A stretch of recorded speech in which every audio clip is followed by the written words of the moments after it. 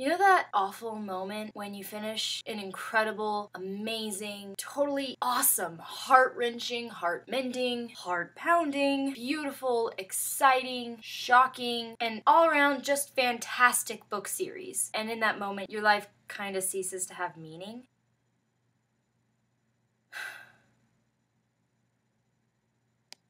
Yeah.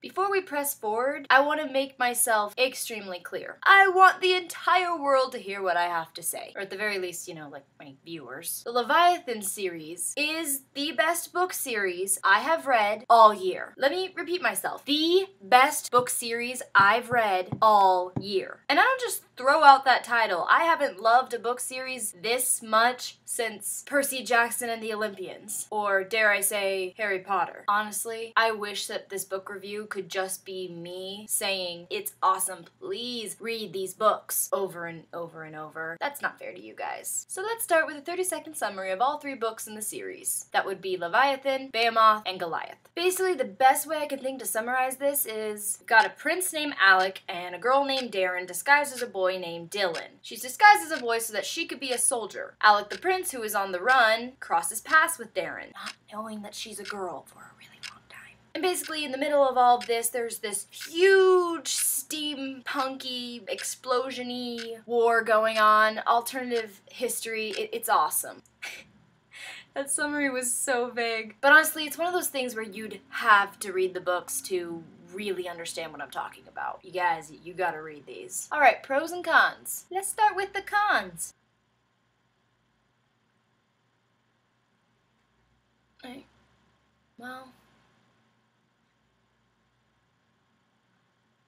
there are no cons. I'm serious. I can't name anything that I didn't like. So yeah, no cons. This is weird. Pros. Trying to make a P. Does that look like a P? Let's start with the plot line. First of all, the pacing was awesome. Fast enough so that nothing felt like it was dragging, but slow enough that you could really appreciate what was going on. And just the storyline in general. Wow. I can honestly say I have never read books like the Leviathan series. Never. I've read a couple steampunk type things in my day, but I've never enjoyed them as much as I've enjoyed this series. I'm really not a big fan of history. I've always been that girl in class who kind of does this every now and again to keep herself awake. But I liked this history. I was more interested in this alternative history than I've ever been for a real history lesson in my entire life. Which, when you think about it, is kind of sad, because it's fiction. Now for the characters. Alec and Darren are so likable. You can't help but find Alec's sort of soft princeliness endearing. And you know, it's kind of fun to see him develop as a character, you know, to go from a soft, princely like Alec to go to more of a brave, strong, more, dare I say, rugged form of himself. Same with Darren. I mean, of course her storyline's interesting because, you know, she's a girl disguised as a boy. For some reason, nobody figures this out for the longest time. I'm not complaining. Like I said, I have no complaints about this book, but there were times where I had to stop and think to myself, if I were a girl, which I am, pretending to be a boy, I'm pretty sure people would catch on real quick. I mean, Darren's probably better at it than I would be. I can't make my voice sound like a boy. Let me ask you something. While you were reading this book series, did you sometimes kind of test yourself out and see if you could sound like a boy or look like a boy? Because I kept trying to make myself sound like a boy just to see if it's possible. Hi, my name is Cassidy. I just sound like I have a cold or something. So I'm not saying it's unrealistic. It's more like props to Darren. I would never be able to do that. Anyways, back to Darren's character development. Darren doesn't actually change much throughout the series. Well, she gains more experience and she definitely like develops as a person and learns to be a little softer towards people, but her personality pretty much stays the same. But that's a good thing because you want it to stay the same. She's hilarious. Barking spiders! Quick story, I said barking spiders out loud after I dropped my notebook on the floor in the middle of class. And my professor goes, I'm sorry, what? Like, actually stopped the lecture and inquired on what I had just said. I didn't know what to say, so I said, oh, I thought I saw a spider.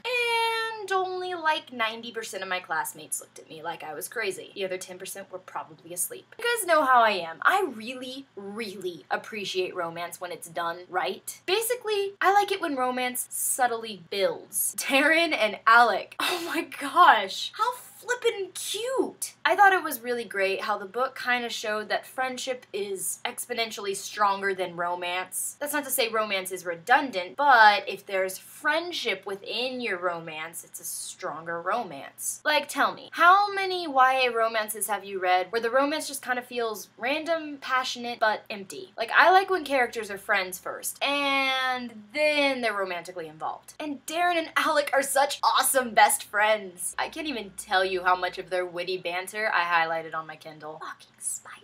So Darren and Alec, awesome. Great characters. They developed just enough so it was believable, but not so much that it was like, dude, you were this person in this book and I don't even know what happened to you in this book. And then of course there are the supporting characters who are just as fun to read about. Like, I'm not gonna pick out specific ones because literally all of them are significant, their roles in the book are substantial, and they're kind of hilarious, sometimes inadvertently. So here are my favorite parts of the book. One, its unique plotline. The characters, awesome. The pacing. Pacing is so important to me. I personally give a book about 20 pages to suck me in. If it's still boring, I usually drop it and move on to another book. I'm sorry, I don't know if that makes me flighty or if I just don't give people enough of a chance, but if you haven't pulled me in by this point, you're probably never going to pull me in. So now, on a more ranty note, seriously, such a good story. Scott Westerfeld, wow. Now how's about you write a 4th book? Because I know and you know that you like to add extra books, sometimes for no discernible reason. And a secret between you and me, viewer, right there, I may or may not have cried a little or a lot at the end of Goliath. May or may not have, so just may not have. Like when Alec thought Darren was gonna die and threw himself at the railing and said, Darren! Or chapter 12. Oh, chapter 12. Or in the very last chapter because I was so devastated that it was ending. So I may or may not have cried. May not have.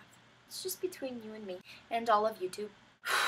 Now I'm talking to a completely different audience. Hey Hollywood, I know you think for some reason that you need to make copycats of Twilight in order to make, you know, profitable movies, and maybe you think that's true, but it's not. Allow me to give you a little piece of advice. Hollywood, seriously? I just read a list of books being turned into movies the other day. I'm appalled at you. Some of these books you've picked, I don't even know. What are you thinking? Half these books weren't even good as books. Why in the world would they be good as movies? I don't care that you can add theatrical elements that you couldn't add in the book. If it wasn't a good story to begin with, there's really little you can do with it. And then there's this awesome book series, the Leviathan series. So exciting, so unique, appeals to both boys and girls, adults and children. Wow! And it's got a steampunk theme, which is something that's been gaining a lot more popularity these days. So excellent story, amazing characters, script practically written out for you. Or you can stick with the 200-page YA romance about a girl who falls in love with a magical cactus. Hollywood, I know you think you're doing your job right, but I don't know. Lately, there's just something wrong. Guys, this list had me scared. I'm all for books being made into movies. I love to see other people's visions, how they feel other things would look in real life. Please make these into movies. And yet, if you can't assure me that these would be kick-butt movies that do absolute and complete justice to these books, if you can't assure me that, never mind, keep your paws off. If you were to mess it up, I'd still love the series, but the fact that you had the gall to try to change something in this series, to try to change the characters or the plot or defile it in any way, the fact that you had the gall to do that, wow, you're getting me all worked up. So please, please, please make this into an incredible movie. Unless you're gonna mess it up, in which case, please, please, please, please stay away forever. So yes, please. This was an amazing series. I'm devastated that I'm done reading it. I'm probably going to reread it in the next few days. I really, really, really loved these books. And I have just one question for you. Are you a clanker or a Darwinist? Like, I saw both sides and I thought they were both interesting. Plus, I like the word beastie. Beastie, beastie, beastie. Kind of reminded me of Captain Jack Sparrow when he called the Kraken a beastie, and there's a Kraken in the book. So Made that really nerdy affiliation. Yeah, so anyways. Subscribe, comment, thumbs up if you are aboard the Leviathan, thumbs down if you don't like the word beastie.